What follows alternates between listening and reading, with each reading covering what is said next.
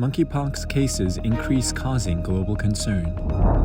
Mysterious kids' hepatitis links to COVID-19. Age of scarcity begins.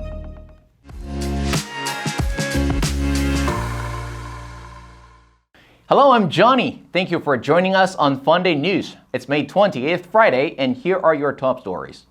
The U.S. recorded a case of monkeypox in the Massachusetts on May 18th.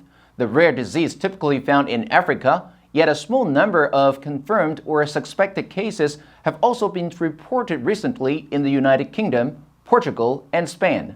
The sudden surge of cases across 3 continents has prompted concern from public health professionals around the world. On May 18th, the World Health Organization said it was sending an incident team to respond to the UK outbreak. Presentation is mainly ulceration of oral and genital parts that are painful. Monkeypox typically begins with flu-like symptoms and swollen lymph nodes. Early symptoms include fever, muscle aches, chills, and fatigue. In more severe cases, a rash can develop, often on the face and genitals, resembling those seen in chickenpox and smallpox.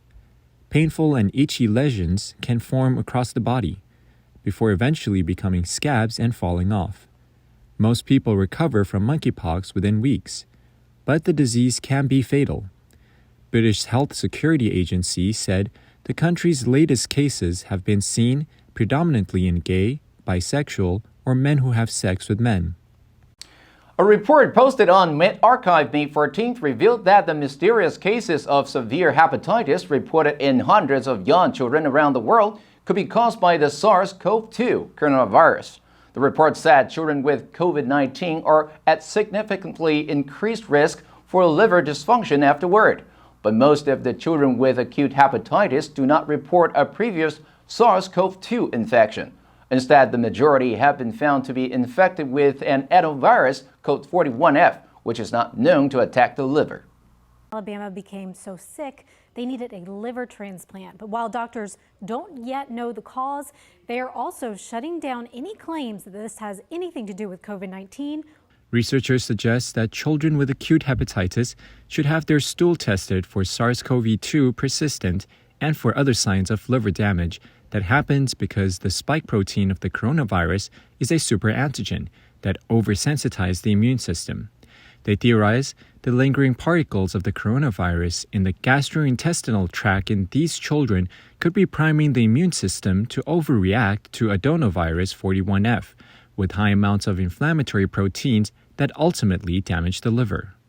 Russia's invasion of Ukraine and China's COVID-0 lockdowns are disrupting supply chains, hammering growth and pushing inflation to 40-year highs.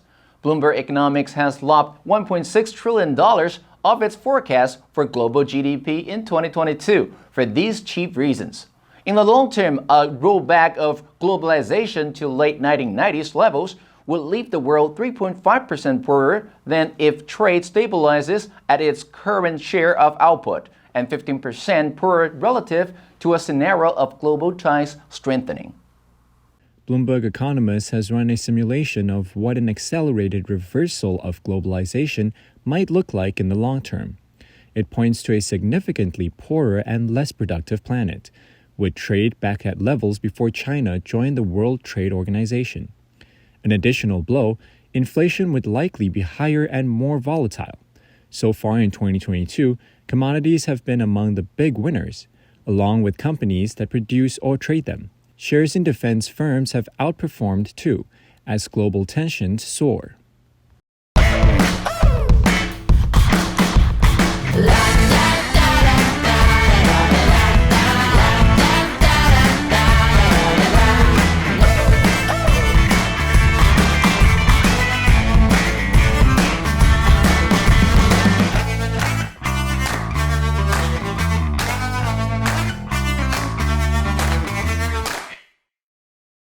As the Russian authorities seized the bank accounts of Google's Russian branch, forcing it to operate without money, including employing and paying Russia-based employees, paying suppliers and vendors, and meeting other financial obligations.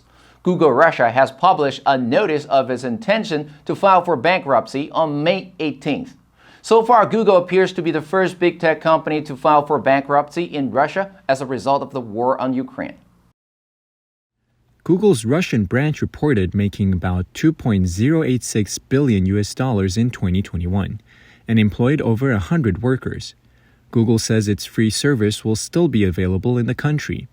The news outlet Verge reports, a Google spokesperson said, "The people in Russia rely on their service to access quality information, and Google will continue to keep free services such as Search, YouTube, Gmail, Maps, Android, and Play available.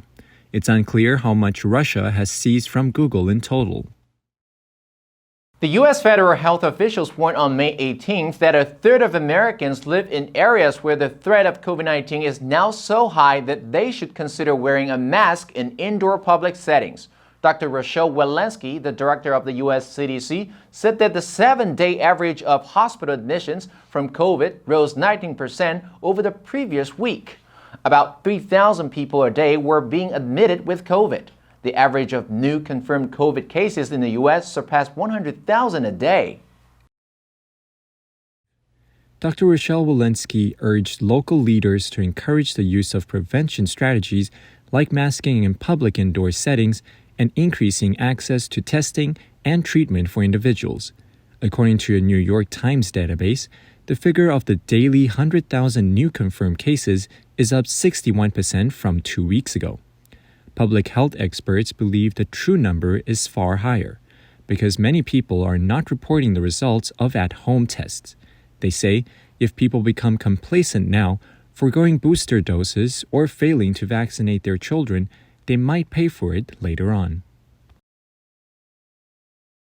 Under heavy pressure in management of an estimated 100,000 elephant population and ill-equipped to deal with poachers, as well as earnings from tourism have dwindled due to COVID-19 related travel restrictions since 2020. The Zimbabwean officials appealed to European Union and other countries to support the sale of its 130 tons ivory tusks, which has been banned since 1989 by Convention on International Trade in Endangered Species of Wild Fauna and Flora, also known as CITES, or the Washington Convention. Zimbabwe's parks officials estimate that the 100,000 elephants are double the carrying capacity of its national parks. The overcrowded elephants are destroying the trees and shrubs that are vital for them and other wildlife. Zimbabwe has pledged to use all proceedings from ivory sales to fund conservation in its wildlife parks and to benefit people who live near the parks, to motivate them to supporting the fight against poaching instead of relying on it for their livelihood. Pakistan's new foreign minister, Bilawal Bhutto Zardari, said on May 19th that he would like to pivot away from a transactional relationship to a more broad-based relationship with the United States. Bhutto Zardari met U.S. Secretary of State Antony Blinken on May 18th. Bhutto Zardari told reporters at the United Nations during his first visit to the United States as foreign minister, "Our relationship with the United States has been colored too much by the geopolitical context in our region." Bhutto Zardari said he was not concerned about competing with neighboring India when it came to ties with Washington. Pakistan is not insecure about their relationship with the U.S., and he believes that the world is big enough for both Pakistan and India to exist. U.S. State Department spokesperson Ned Price said in a statement on May 18th that Blinken and Bhutto Zardari affirmed a shared desire for a strong and prosperous bilateral relationship. Pakistan Prime Minister Shehbaz Sharif appointed Bhutto Zardari, son of assassinated former Premier Benazir Bhutto, 3 weeks ago.